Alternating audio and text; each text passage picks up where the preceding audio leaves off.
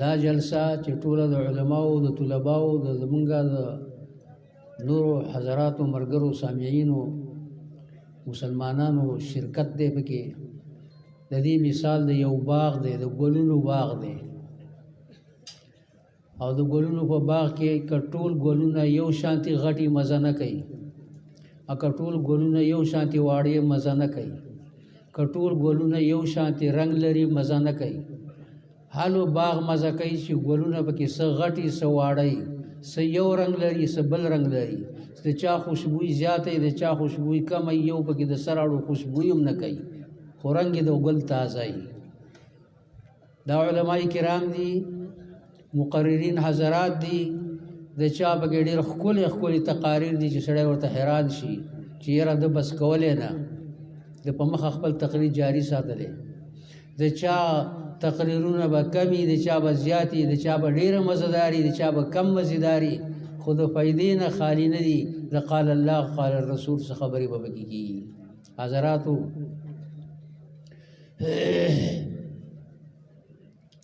د دې ځای نه چې زموږ ستاسو رخصتي کېږي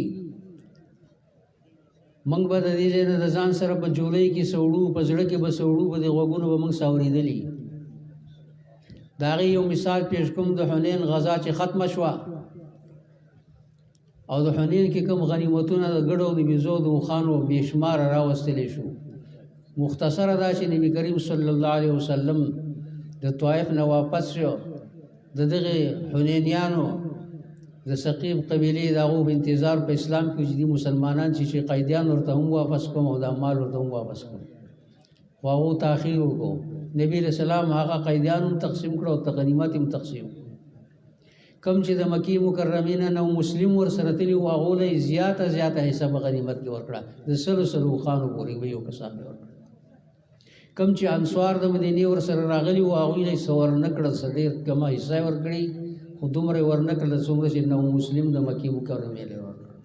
پیغمبر پاک ته دا هغو چا ګیله راورسوله چې هغو ګیلهمن دي چې تورې زمونږ ته جهاد کې د مکې تر اوسه پورې په وینو ککړي دي او غنیمتونه نورو خلکو له ورکړی شو نبي علیه الصلاة والسلام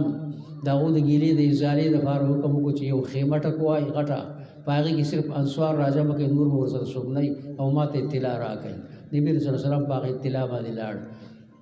نبی علیہ السلام ورسره مخاطب شو چې ستاسو ګیله را رسېدل تاسو څه ویلي دي کوم چې چیده خلکو پوهنده خلکو هوښیار او مشرانو هغه یا رسول الله مونږ مشرانو هېڅ چا څه نه ویلي دا دې کشرانو هلکانو څه ګیله کړې ده مختصر دا رسول الله صلی الله علیه وسلم ورته وی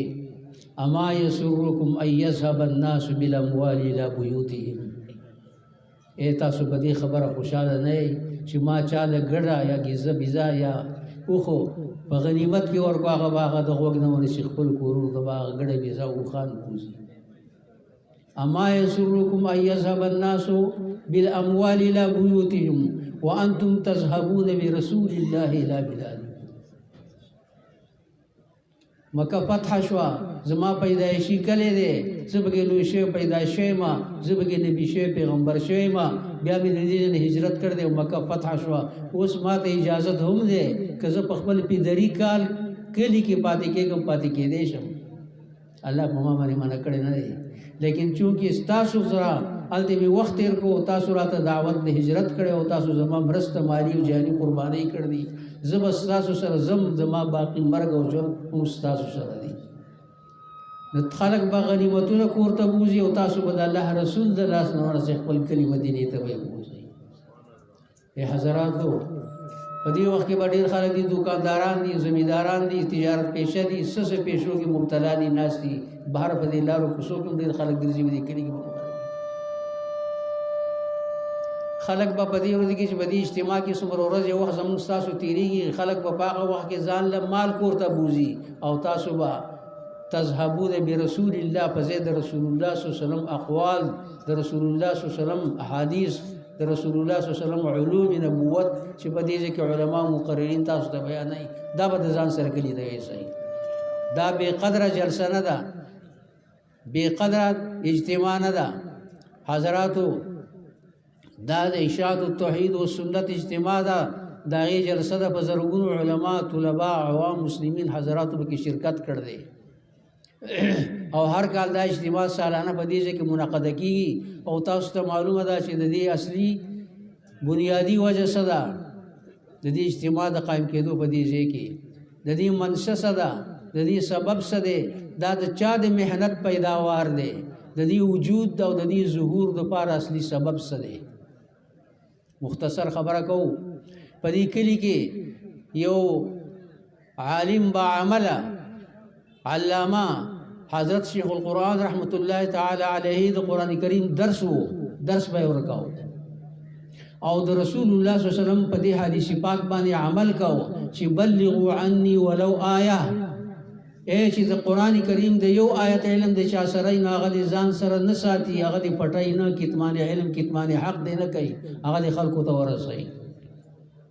د چې د یو آیت علم د سړي سره د غیر رسول خلکو ته ضروری دي د چې د ټول قران علم د چا سره پاغه خو په طریق او لا سره لازمي او ضروری دي چې هغه علم خلکو ته ورسوي نو حضرت شیخ القرآن رحمه الله و د ټول قران درس په دې کې ورکاو په دې آیات حدیث باندې عمل کاو چې بلغوا عني ولو آیا او خپل شاګردانو ته قران چې د چا زکاو قران چې د چا اوریدو هغه ته په یو بل حدیث باندې د عمل کولو ترغیب ورکاو لکه نبی رسول الله چې خپل صحابه ته ترغیب ورکړو ليبلغ الشاهد والغائب کم چې حاضرین دي او په دې علمي مجلس کې کم د علم د قران او د حدیث خبره اوري دا حاضرین دي غایبین ته دا ورسي رب مبلغ او عام سامع ډیر کرتا هغه غایبینو کې د شي سوقوي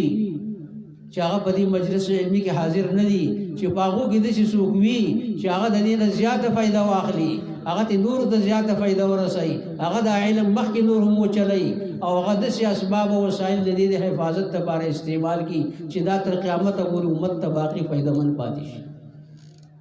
د رسول الله صلی الله علیه وسلم صحابه کرام چې په خپل بذاته خود صحابه کرام سامعين د نبی رسول الله په علمي مجلس کې بناسو سامعين د حدیث او د علم د قران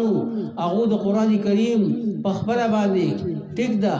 چې جزئی تور باندې ځان له حدیث لیکلي تخپل یاداشت لپاره لیکن د سي تصانیف تالیفات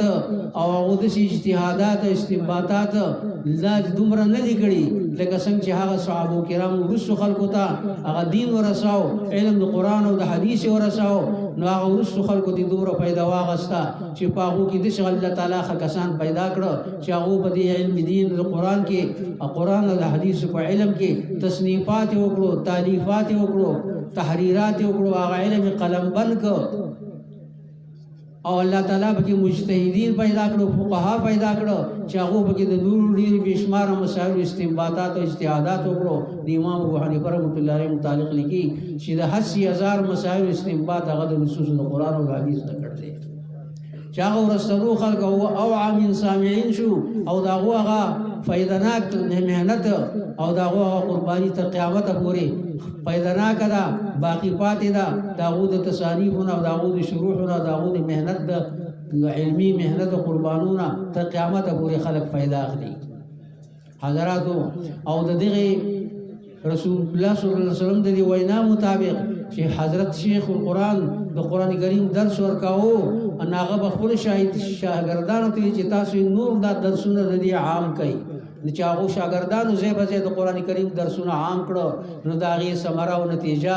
مونږ تاسو د اجتماع په شکل کې وینو چې دا د غي ثمره او نتیجه ده چې هغه شاګردانو قران کریم د دنیا ګډ ګډ تر رسوللې علاقو ته رسوللې او د قران درسونه کړ دي دا غي نه دا اجتماع دا غي پیداوار دي دا غي مهنت پیداوار دي او په دې خیبر پختونخوا کې د اشاعت التوحید او سنت په نوم باندې اجتماع د جماعت او تنظیم داغه مهنت پیداوار دي اشاعت السنت اشاعت التوحید و سنت د دې تنظیم او د دې جماعت نوم دی د دې منشور سره د اشاعت التوحید و سنت د تنظیم منشور د دې د منشور د دې نوم نه معلومیږي چې د دې منشور سره اشاعت د توحید دی او اشاعت د سنت دی پرچار د توحید دی او پرچار د سنت دی او دا دواړه د شي اهم موضوعګان دي توحید د شي اهم موضوع ده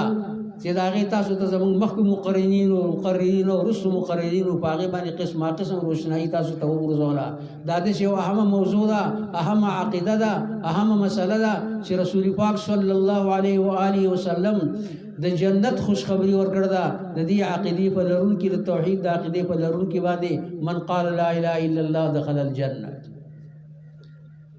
او دا د عقیده ده چې رسول الله صلی الله علیه وسلم په خپل خطبو کې وحید الله فإن التوحید رأس الطاعات ملاك الحسنات ویلي او دا یو د عقیده ده چې د دې توحید په ضد باندې الله پاک جنت حرام کړ دې مَن یشرک بالله فقد حرم الله عليه الجنه د توحید ضد شرک دی او څوک چې په شرک باندې موصوف وي هغه باندې الله تعالی جنت حرام کړ دی او دا یو د عقیده د توحید د مسله ده د موضوع ده چې رسول پاک صلی الله علیه و آله وسلم یو امام د سورۃ التوحید د محبت په وجه چې قل هو الله احد سورۃ التوحید د دې سورۃ التوحید سره هغه زمامینه محبت ده د نبی کریم صلی الله علیه وسلم له خوشخبری په جنت ورکړه ده او په خپل امامت برقرار ساتل له اگر چې مقتدیانو په شکایت کړو بخاری شریف کې باب الجمع بین السورتين په یو رکعت کې دو سورتونه جمع کول باغ باب کې یو حدیث راځي چې په قباء کې جمعات کې یو امامو هغه چې خپل مقتدیانو له موږ کاو د سورته فاتحه نه رسو به قل هو الله احد وي او قل هو الله احد پس به رسو یا زم د بل سورت کاو یا په قدر د معجوز به صلات باندې سنور آیاتونه پسې وي هله به رکعات ختماو رکوع لبته مقتدیانو ته ورځوي چې صاحبہ دا موږ خو یوازې په قل هو کې یا د قل هو علاوه بل زم د صورت یا د آیتونو چې په قدر د معجوز به صلات په پاغي موږ کیږي نو ته په هر رکعت کې خامخ فاتحه بس قل هو الله احد او قل هو الله احد باندې یوازې اکتفا نه کې بلکې بیا سره زم د بل صورت کې یا یوازې صورت بل وایا یا یوازې قل هو وایا هغه ته وی کچرستا سو خو خې زما د طریقه د مانځنه زده امامتي کومه او کتا سو ان کرهتم نو ترکتکم او کتا سو دا طریقه بد غنئ اماموز خوخ نه زتا سو پرېدم زما تاسو امامتي ته ضرورت نشته لیکن وای هغه کې بدغه محله کې داغه زیات اهل امامت او زیات فضل والا غره سړی بل څوک نو ناغو مجبورن هغه خبره ومنله تسلیم کړه امام بخاری بل ځای کې باب دی بابو اهل العلم والفضل احق بالامامه چې څوک اهل علم او اهل فضل هغه د امامتي حقداري هغه باغو کې اهل علم او اهل فضل ناغو سنوي خو یو ورځ رسول الله صلی الله علیه وسلم د مدینه منورې نه قباء ته لاړ هغه محلي ته لاړ هغه مقتدیانو نبی کریم صلی الله علیه وسلم ته د خپل امام دا قصه وکړه لنډه خبره ده چې هغه تاسو ته تپوس کړ دی غیر اوختو وی ما حملک علی لزوم هذه السوره هغه امام ته وی چې د دې سورۃ د قل هو الله احد چې سورۃ التوحید ده د دې په لزوم باندې تاسو شي باعث کړی چې تخامه خدا سورۃ هم به په دې پس زم د سورۃ بل هم کې وی یا رسول الله انی احبها زماره دې سورۃ توحید سره محبت ده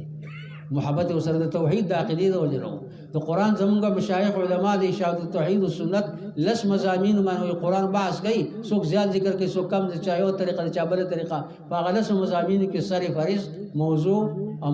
مضمون د توحید دی دا قل هو الله احد کې د توحید د مسلې علاوه باقي نور نه مزامینونه سم مضمون نه راغلي وی دا سورۃ توحید دی او زما د دې سره محبت دی نبی رسول الله صلی الله علیه وسلم ته فرمایي حبک ایها ادخلک الجنه ستا محبت د دې سورۃ توحید سره به تا جنت ته داخل کی او هغه ته دا وایي چې ته بیا دې امامتی نه کې سره د دې چې رسول الله صلی الله علیه وسلم بل ځای فرمایي من يصلي بالناس فليخفف سوق چې امام یو خلق له موږ کوي نو موږ کې په قرائت کې د تخفیف کوي فإن فيهم الكبيره والضعيف والسقيم وذل حاجه ځکه په دې کې څوک بیماری څوک بډای څوک کمزوري او څوک د چا ضرورت یې سکاري تادي موږ د قرائت ډېر نه وګدي ومن يصلي لنفسه فليطول ما شاء او ځان له چې څومره وګد موږ کولې شي کوي دي نو نبی رسول الله صلی الله علیه وسلم خو د امام لپاره دا آداب بیان کړی دي او په زم د سورتینو سره خو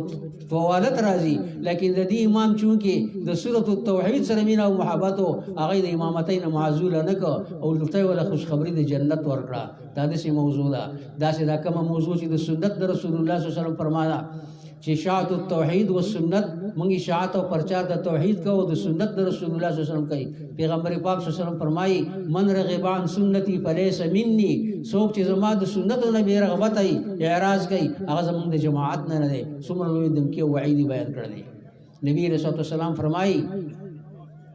علیکم بسنتی و سنت الخلفاء الراشدین المهدیین، تاسو باندې لازم دی عمل کول زما په سنت او زما د خلفای راشدین په سنت او وعضوا علیها بالنواجذ، او تاسو په مضبوطی سره په دې باندې عمل وکړئ، غاښونه په کلی کوي. نبی اسلام په دې باندې عمل وکړو پوره ترغیب او پوره تایید کړی. او سنت دا هم د موضوع ده چې نبی اسلام فرمایي من احیا من سنتی قد امیتت بعدی فله اجر 100 شهید، زمان رستو چې کوم زما باندې سنت تر کړلی شي او مړ شي وي خلکو پاتې کړي او هغه سنت چا د ژوند کړو، هغه سنت ژوند کولو لا په یو سنت ژوند کولو باندې د 100 شهیدانو ثواب ملوي. او دا په سنت یو د موضوع ده، د اهم عقیده ده چې الله تبارک وتعالى سره د مینې او د محبت علامه د دې سنت او اتباع الله تبارک وتعالى ګرځول. قل ان کنتم تحبون الله فاتبعوني، کتا سود الله سره د محبت دعوه لري نو ته وا چې زما اتباع وکي. اتباع د نبی رسول الله د اتباع د هغه طریقې او د هغه د سنتو ده. دا دوه اهم موضوعګانی دا د دې اشاعت التوحید او سنت د جماعت د پرچار د دې اشاعت د دې منشور دی، دا د دې موضوع ده. علما تاسو ته په دې باندې بیان کوي. څومره د اشاعت کسان چې په هر ځای کې په جلسو کې تقاریر کوي یا د خطبو کې یا د جمعو په مانځ کې یا د نور تقاریر او موضوعاتو کې ختمونو کې داو د ټولو د تقریرونو د بیانونو د تصنیفونو د تالیفونو د تحریراتو د ټولو مدار او د ټولو محور نه مگر توحید او سنتي. کبل موضوع شروع کی زی خو اخر برازي توحید او سنت لا دا د دې جماعت د تقاریر او د بیاناتو محور دی، د دې مدار دی، د دې مرکز دی. دا د دې جماعت منشور دی او دا جماعت چې الله تبارک وتعالى د قران کریم د حضرت شیخ القرآن او دغه د شاګردانو د درسونو په ثمره کې او په نتیجه کې موږ تاسو وینو چې دا اجتماع منعقد شوی دا هغه قرآن چې دا قرآن په درسونو سره دا اجتماع دا د هغې ثمره او نتیجه موږ تاسو وینو. هغه قرآن عظیم پر علم د قرآن متعلق الله تبارک وتعالى فرمایي الرحمن علم القرآن خلق الانسان علمه البيان الشمس والقمر بحسبان. په دې آیت کریمه کې یو څو فواید دي. یو فائدہ پکې دا ده ذات مستنبطه کیږي د دې آیت کریمه نه چې الرحمن علم القرآن کی تعلیم د قرآن مخ کی ذکر کا وخلق الانسان رسو ذکر کا. حال داري چې وجود خارجي کی تخلیق د انسان مخ کې دی او تعلیم د قرآن رسو دی، لیکن په ذکر کې تعلیم د قرآن مخ کې کو او تخلیق د انسان رسو کو. په دې کې اشاره د جلالت شان د علم د قرآن ته، عظمت شان د علم د قرآن ته، رفعت شان د علم د قرآن ته. یو دا خبره د آیت کریمه معلومه شو چې د علم د قرآن رفعت عظمت د شان ته نسګي معلومیږي. دویمه خبره د دې آیت کریمه دا معلومیږي چې د الله تعالی په اسماء الحسنا او کې ډیر اسماء الحسنا دي، نه د قرآن او د حدیث نه معلومیږي، د دین له هم بشمار دي. لیکن الله علم القرآن و نوی چې د الله اسم ذات دی، بل یو اسم ونه یو الرحمن علم القرآن وي. تعلیم د قرآن مسند کو لفظ د رحمان ته پدې کې اشاره دې خبره ته چې علم د قرآن الله تعالی چاته نصیب کی د الله د رحمانیت او د مهرباني مظهر وګرځیدو. چې علم د قرآن چې الله تعالی چاته نصیب کی الرحمن دا رحمان ذات تعلیم د قرآن ورکړي دی. کل من شاتا یا تعلیم د قرآن ورکړي دی محمد صلی الله علیه وسلم ته او هغه خپل شاګردانو ته. چې څوک د قرآن کریم علم الله چاله ورکی هغه مظهر د رحمانیت د الله تعالی ګرځي، مظهر د مهرباني د الله تعالی ګرځي. ذالک فضل الله یؤتی من یشاء ومن یؤت الحکمة فقد اوتی خیرا کثیرا. دریمه خبره د دې آیت نه دا معلومیږي مشرکانو به اعتراض کاوه چې ان محمدا ينهانا عن ان نعبد الهين. محمد صلی الله علیه وسلم موږ منع کوي چې موږ د دوه الهونو عبادت وکړو، وهو يدعو اثنين او په خپل دوه بلی یقول یا الله یا رحمان. محمد په خپل یا الله یا رحمان وایي دوه ته आवाज کوي او موږ د دوه الهونو منع کوي نو دا غي جواب خو صراحتا الله تبارک وتعالى داوود د اعتراض په بل آیات کې کړ دی قول ادعوا الله او ادعوا الرحمن ايما تدعوا فله الاسماء الحسنى د رحمان او د الله مصداق یو دی سجدا جدا نه دي عباراتنا شتا وحسنك واحد وكل الى جمال ذاك يشير دا خو اسماء متعدد دي عبارات متعدد دي نمونه متعدد دي اسماء الحسنى متعدد دي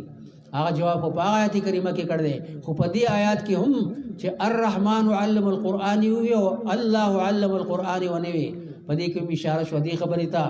چې هغه خلکو هغه اعتراض د پښو چې رحمان بل څوک نه دی رحمان هغه ذات دی چې په خپل بنده باندې قرآن نازل کړ دی هغه الله نازل کړ دی چې الله قرآن نازل کړ دی نه هغه ذات رحمان دی علم د قرآن وته هم هغه ور کړ دی او سلورم خبره ته دا معلومه شو چې الله تبارک وتعالى ته د قران د نزول نه مخکې دا علم او پتا و چې په دې امت محمدي کې به ډېری فرقې پیدا کیږي چې نبی رسول الله دا غي پیشنګوئی کړد چې درې او یا فرقې به زما په امت کې پیدا کیږي یو فرقه د خوارج او د معتزله او بفقيوي هغه به دا عقیده لري چې ما هو الاصلح للعبد ما هو الانفع للعبد په الله تعالی باندې بنده ته پیش کول او وړاندې کول دا واجب او لازم دي په کوم شي کې چې د بنده اصلاح ده د بنده فائدہ ده د بنده مصلحت ده د بنده پکې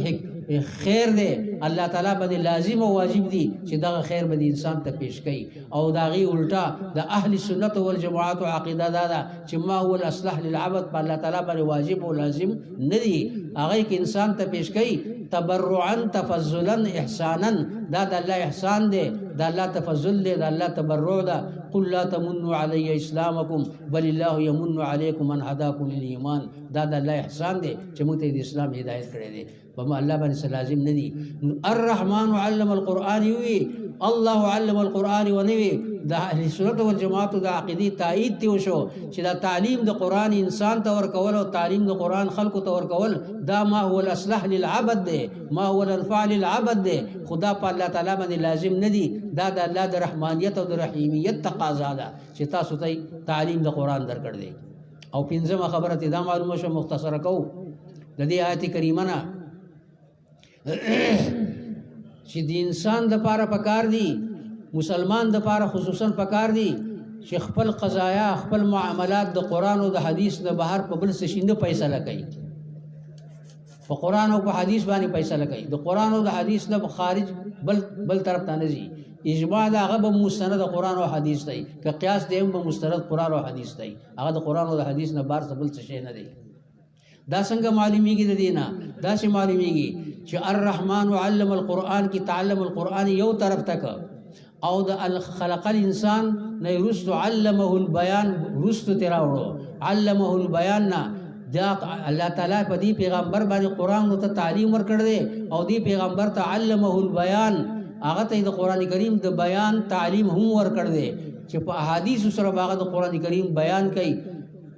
انزلنا الیک الكتاب لتبین للناس ما نزل الیهم دا پیغمبر پاک احادیث پاک دا د قران کریم بیان دی د قران شرح ده د قران تشریحات دي نو یو طرف تعلم القرآن ذکر کا او بل طرف تعلمه البیان هغه کی اشاره دی علم حدیث ته ځکه چې د پیغمبر بیان چې د حدیثو بیان دا د قران تشریح ده د قران تشریحات دي د قران شرح ده او په منځ کې خلق الانسان راوړو اشاره وکړه دی ته چې انسان له دې دوه علمونو نه د علم د قران او د علم د حدیث نه بهر په بل شی باندې عمل نه لري پکار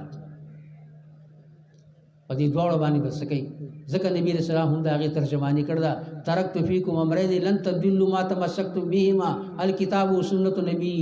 دو شیزونه په تاسو کې د خپل ځان نرسو پرېدم چې تاسو پاغي تمسک او امتساک وکړئ نو تاسو به هیڅ کله گمراه او خطا نشئ په مسله کې یو د الله تعالی کتاب دی او یو د پیغمبر پاک صلی الله علیه وسلم وی زما حدیث دی دا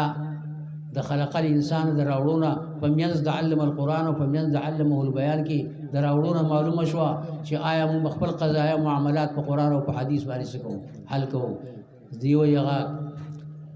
یو شاعر وی اذا اشتدت بك البلوى ففكر فيها لم نشرح فعسر بين يسرين اذا فكرت فافرح چې کتاب باندې مشکل راشي سخت راشي نو ته په صورت علم نشرح کې فکر وکا پاغي کې عسر د دو یسرونو مخکې ته یسر ساری دا رسته مساری دا دانګي استابانی یو مسله راشي مشکل د باندې راشي نو مخکې د علم د قران دی او ستان د رسته علم د احادیث دی پاغي کې سوکا فکر وکا او هغه خپل کا باغي باندې متعامل او درآمد کی دی وجنه زویما اذا اشتدت بکل فتوا التی اذا اشتدت بکل بلوا دی اذا اشتدت بکل فتوا ففقرأ سورة الرحمن چې کله پتا باندې یو فتوا د یو مسلې متعلق شي مشکل شي د سورۃ الرحمن ولله تجد ک بین علمین الحديث والقرآن تبا بخلق الانسان سره ځا خپل ځان بیا مومي په منځ د دوه علمونو کې چې یو طرف تعلم القرآن دی او بل طرف تعلمه البيان دی علم یو علم د حدیث دی یو علم د قرآن دی فاستمسك بهما في قضاياك في حياتك تب دې دواړو باندې تمسک وکا په خپل قضایا او په خپل معاملاتو کې په خپل ژوند کې فمأواك بعد الموت في جنان د بیا بستا ټیکانه د مرګ نه وروسته نه مگر په جنتونو کې وای واخر دعوانا الحمدلله رب العالمین کټي ما زیات هغه سمات تر 20 منټه راکړو نو دغه معافي غواړم مذهب د عشق میں په عقل او شعور کې نشتا مذهب د عشق میں په عقل او شعور کې نشتا